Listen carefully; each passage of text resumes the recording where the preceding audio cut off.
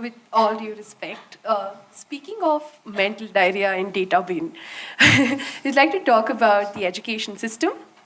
And sorry. So, as students, at this point, I know this has been through ages, and like all students feel a certain way about the education system, but there's a certain amount of anxiety that exists within us because we learn great things here. Okay, It's good for your future practice if everybody's anxious. That's there. That's there. Psychology helps. Yes. So we feel trapped because all the learning that we do here is beautiful. Like we sit, we attend classes, and it's really nice. But the concept of one standardized way of evaluating all students is something that seems really unfair in a certain way, and it sort of pulls us down because not everybody learns a certain way, not everybody has to be evaluated a certain way, but the system should work.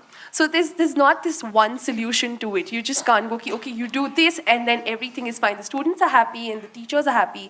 There's no one direct way to it. So how do you sort of approach this system that is trapping the creative minds of young, nice, sweet students? That's sweet you added to describe yourself. See, right now I'm involved in writing an education policy for the country. We are working on it. It may take another year and a half before we really come up with this. Because I live my life out of my experience. And my experience of education was just ridiculous. The sisters… No, I'm acknowledging them because I am also a Carmelite.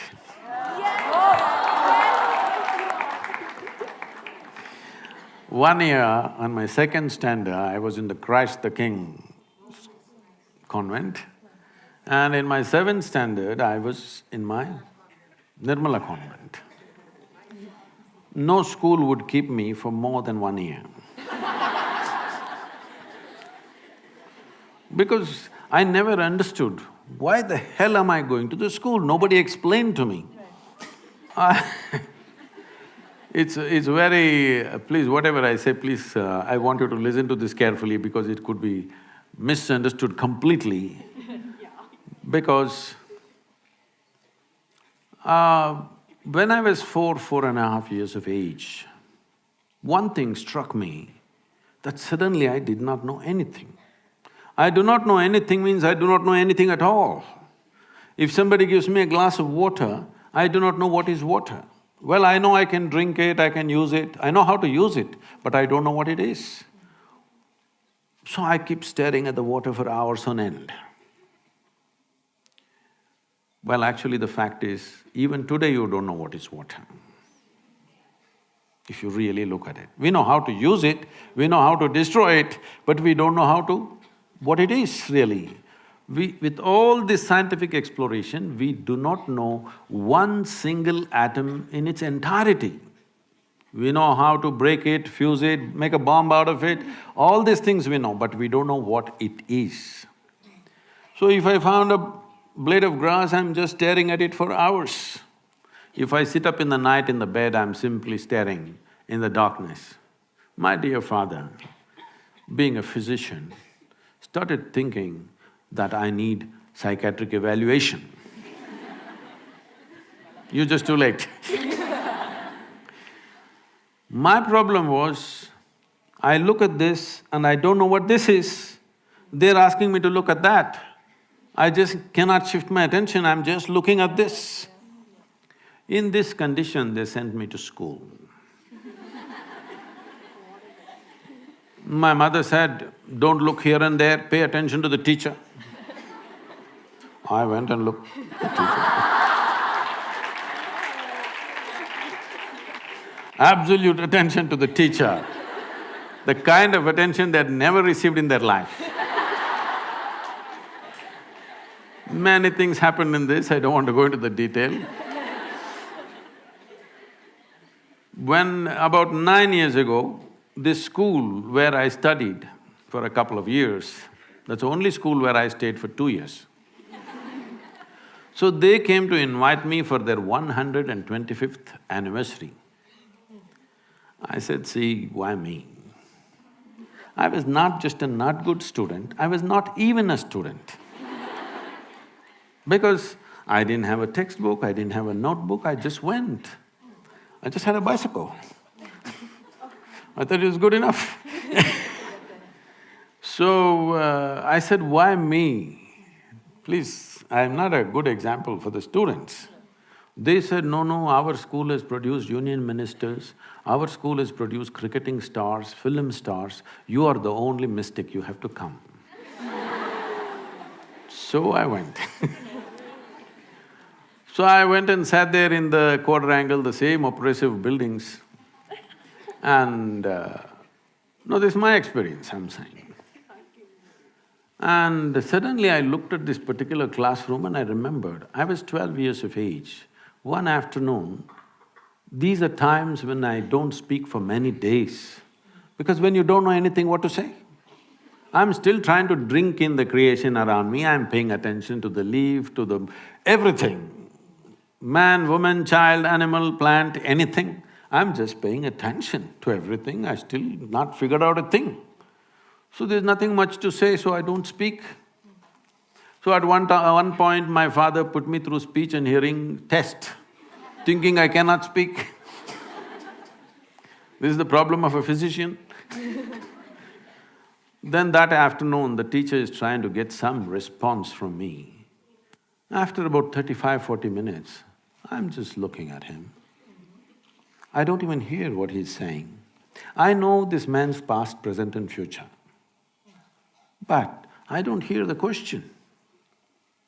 After 35–40 minutes, he got so frustrated and angry with me.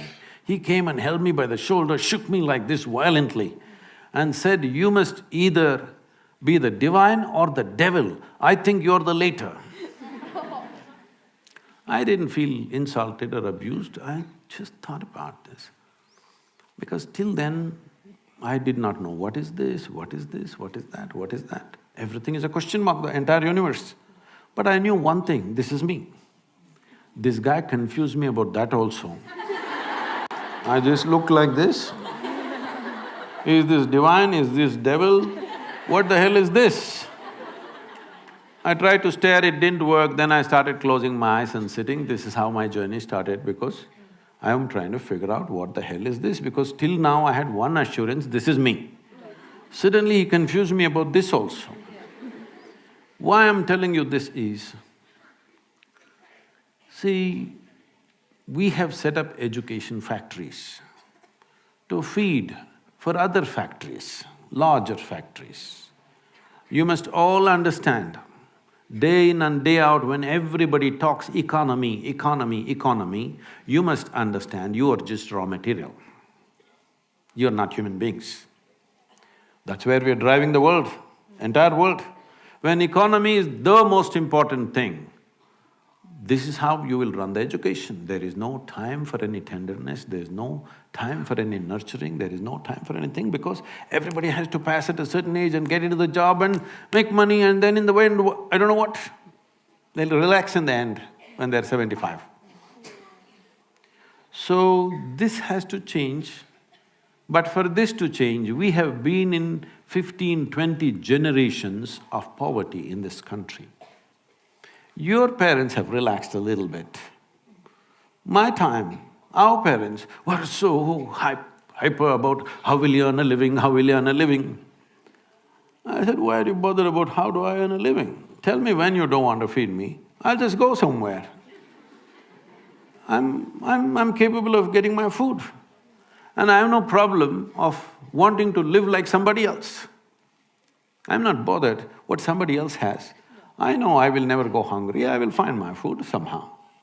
I went into the jungle and stayed for 3 weeks by myself, and I managed to survive off the jungle. So I knew if nothing works, I'll go into Western Ghats. So why I'm saying this is, we become too overly concerned about survival process. For the society to relax a little bit, I think economic development is needed. See, these two things are like this. If economic development is much more and there is ease, that if you… let's say you don't pass your examination, you won't fall on the street and get lost. If that assurance is there, everybody will relax a little bit, feet off the throttle a little bit will happen. So right now we created three different dimensions of education. One form of education is just for rural India, because for them it's economic. For them to get out of that economic and social pit in which they are, a certain type of education. Another form of education for those parents who are reasonably affluent, who want their children to be exposed to a variety of things. Here at least 50% of the time is dedicated to art, music, theatre, like this, and the school is created like a museum, almost. So children live here in a completely different way. And we have another school which you saw the girls dancing. From the age of 6 to 18, there is no academics for them. They learn only classical dance, classical music, Kalaripaitu, which is the mother of all martial arts, yoga, Sanskrit language and English language. This is all they learn. They don't go to any academic stuff. They go through 12 to 15 years of very severe training. You saw the girls dancing, but you don't know their fitness. If you ask them to just climb up here, they will just find their way up. They're like that.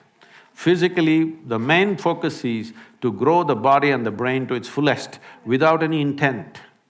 See, the problem is at the age of 3, people like to hear their sweet little girls say, "What will you become?"